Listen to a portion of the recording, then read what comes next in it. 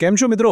જ્ઞાનવૃક્ષના 90 દિવસના spoken English કોર્સના day 10ના આ એક્સપ્લેનરમાં આપ સૌનું સ્વાગત છે. અત્યાર સુધી આપણે આઈ, વી, યુ, હી, શી જેવા શબ્દો સમજ્યા. આજે આપણે એક એવો ટોપિક લેવાના છીએ જે રોજે રોજ ડગલે ને પગલે વપરાય છે. આજના આ સેશનમાં ખૂબ મજા આવવાની છે, તો પૂરા ઉત્સાહ સાથે તૈયાર થઈ જાઓ.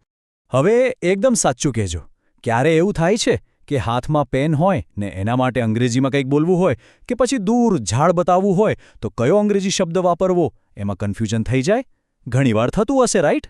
બસ આ જ મૂંઝવણ આજે આપણે 4 જાદુઈ શબ્દોથી કાયમ માટે દૂર કરવાની છે અને તમારો કોન્ફિડન્સ એકદમ વધારી દેવાનો છે. જુઓ, આ 4 શબ્દોનું લોજિક બહુ જ સિમ્પલ છે. તમારે ખાલી 2 જ વસ્તુઓ જોવાની છે. પહેલું, વસ્તુ નજીક છે કે દૂર, અને બીજું, વસ્તુ એક જ છે કે એક કરતાં વધારે છે. બસ આ 2 જ સવાલ પૂછો એટલે વાત પૂરી. આખા કોન્સેપ્ટનો પાયો આના પર જ છે. ચાલો આને જરા ડિટેલમાં સમજીએ. સૌથી પહેલો શબ્દ આવે છે ધીસ. THIS, ધીસ એટલે કે આ. જ્યારે કોઈ એક જ વસ્તુ કે વ્યક્તિ તમારી એકદમ નજીક હોય ને અથવા તમારા હાથમાં જ હોય ને ત્યારે ધીસ વપરાય.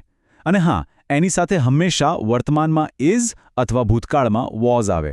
Four example, this is a pen એટલે કે આ પેન છે. હવે મારી સાથે મોટેથી બોલજો, હં, સાંભળો અને બોલો, ધીસ ઇઝ અ પેન. ખૂબ સરસ. ઓકે, હવે બીજો શબ્દ છે ધેટ. THAT, ધેટ એટલે કે પેલું યા તે. વસ્તુ એક જ છે પણ તમારાથી દૂર છે, તમારે આંગળી ચીંધીને બતાવવું પડે એમ છે. આમાં પણ ઇઝ કે વોઝ જ લાગશે. એક્ઝામ્પલ લઈએ, ધેટ ઇઝ અ ટ્રી, પેલું ઝાડ છે એકદમ દૂર, રાઈટ? ચલો રિપીટ કરો, ધેટ ઇઝ અ ટ્રી. એકદમ પરફેક્ટ. હવે વાત કરીએ ત્રીજા શબ્દની, જે છે ધીઝ. ધીઝ, આ સ્પેલિંગ જરા જોજો, THESE. આ ખરેખર પેલા ધીસનું જ બહુવચન છે. અર્થ તો આ જ થાય, પણ વસ્તુઓ એક કરતાં વધારે હોય અને નજીક જ પડી હોય ત્યારે આપણે ધીઝ વાપરીએ છીએ. અને બહુવચન છે એટલે હંમેશા આર અથવા ભૂતકાળમાં વર આવશે. જેમ કે ધીઝ આર માય બુક્સ, આ મારી ચોપડીઓ છે. ચાલો ફરીથી પ્રેક્ટિસ કરીએ. બોલો મારી સાથે, ધીઝ આર માય બુક્સ. ઉત્તમ પ્રયાસ. તો હવે ચોથો અને છેલ્લો જાદુઈ શબ્દ, ધોઝ. ધોઝ, આ ધેટનું બહુવચન છે. અર્થ થાય પેલા યા પેલી, એક કરતાં વધારે વસ્તુઓ, અને એ પણ તમારાથી દૂર. આમાં પણ આર કે વર જ લાગશે. ઉદાહરણ જોઈએ, ધોઝ આર બર્ડ્સ, પેલા પક્ષીઓ છે, આકાશમાં દૂર ઉડી રહ્યા છે. ચાલો છેલ્લી વાર રિપીટ કરીએ, those are birds. Very good. Concept પકડાઈ ગયો ને? તો હવે આ 4 શબ્દોનો લોજિક તો મગજમાં એકદમ ફિટ થઈ ગયું. હવે આપણે હકાર, નકાર અને પ્રશ્નાર્થ વાક્યો કેવી રીતે બનાવવા એ ફટાફટ જોઈ લઈએ. જુઓ, નકાર વાક્ય બનાવવું એ રમતવાદ છે. તમારે ખાલી ઇઝ કે આરની તરત પછી નોટ લગાવી દેવાનું છે. હકાર વાક્ય છે, ધીસ ઇઝ માય મોબાઈલ, આ મારો મોબાઈલ છે. હવે આને જ નકાર બનાવવું છે તો બસ કહી દો, this is not my mobile, આ મારો મોબાઈલ નથી. છે ને સાવ સિમ્પલ. અને જો પ્રશ્ન પૂછવો હોય તો એનાથી પણ સહેલું, વાક્યમાંથી ઇઝ કે આર પકડીને સીધું વાક્યની શરૂઆતમાં જ મૂકી દો. ધારો કે સાદું વાક્ય છે, ધીસ ઇઝ યોર બેગ, આ તમારી બેગ છે. હવે પ્રશ્ન પૂછવો હોય તો પહેલા ઇઝને આગળ લઈ લો, ઇઝ ધીસ યોર બેગ? શું આ તમારી બેગ છે? લો, બની ગયો પ્રશ્ન. ઓકે, હવે હું તમને એકદમ જોરદાર સ્પોકન ઇંગ્લિશ ટિપ આપવા જઈ રહ્યો છું. આપણે નેટિવ સ્પીકર્સની જેમ સ્માર્ટ શોર્ટ આન્સર કેવી રીતે આપી શકીએ એ શીખીએ.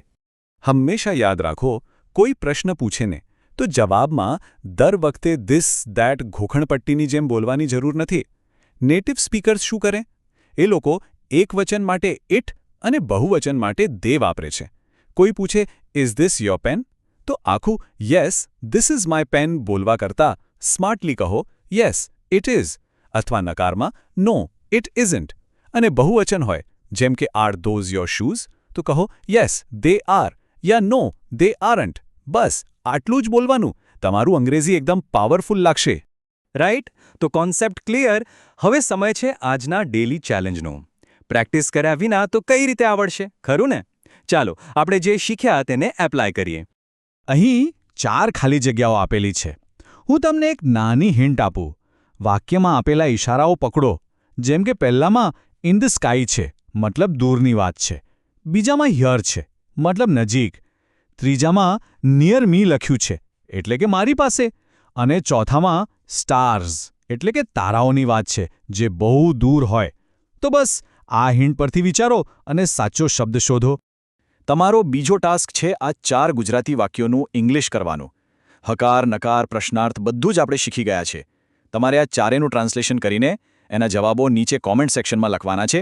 જુઓ, ભૂલ પડે તો બિલકુલ ગભરાતા નહીં. આપણે ટ્રાય કરીશું તો જ આવડશે. હું કોમેન્ટ્સમાં તમારા જવાબોની રાહ જોઈશ. અને હા, આજની સૌથી important physical practice touch end point exercise. તમારે ખાલી 10 મિનિટ માટે તમારા રૂમમાં ઊભા રહી જવાનું છે. જે વસ્તુ નજીક હોય એને અડીને બોલો, ધીસ ઇઝ અ ટીવી. કે જો વધારે હોય તો ધીઝ આર કીઝ. અને જે દૂર હોય એના તરફ આંગળ ચીંધીને બોલો, દેટ ઇઝ અ ફેન. કે ધોઝ આર વિન્ડોઝ. આવી 20 વસ્તુઓ મોટેથી બોલવાની છે. યાદ રાખજો, મોટેથી બોલશો તો જ જીભ વળશે અને સાચો કોન્ફિડન્સ આવશે. વેલ, આજ માટે આટલું જ. આટલી પ્રેક્ટિસ કરી લીધી એટલે સમજો કે આ ટોપિક તમારા મગજમાં કાયમ માટે ફિટ. આજના આ એક્સપ્લેનરમાં મને તો બહુ જ મજા આવી. આશા છે તમને પણ ઘણું નવું જાણવા મળ્યું હશે. જો આ માહિતી કામની લાગી હોય તો લાઇક જરૂર કરજો, મિત્રો સાથે શેર કરજો અને ડે 11ના નવા એક્સપ્લેનર માટે જ્ઞાનવૃક્ષ ચેનલને સબસ્ક્રાઇબ કરવાનું ભૂલતા નહીં.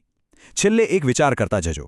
શું આ 4 શબ્દો ધીસ, ધેટ, ધીઝ, ધોઝ વગર આપણી રોજબરોજની વાતચીત ખરેખર શક્ય છે ખરી? વિચારજો અને હા, કીપ પ્રેક્ટિસિંગ. મળીએ આવતીકાલે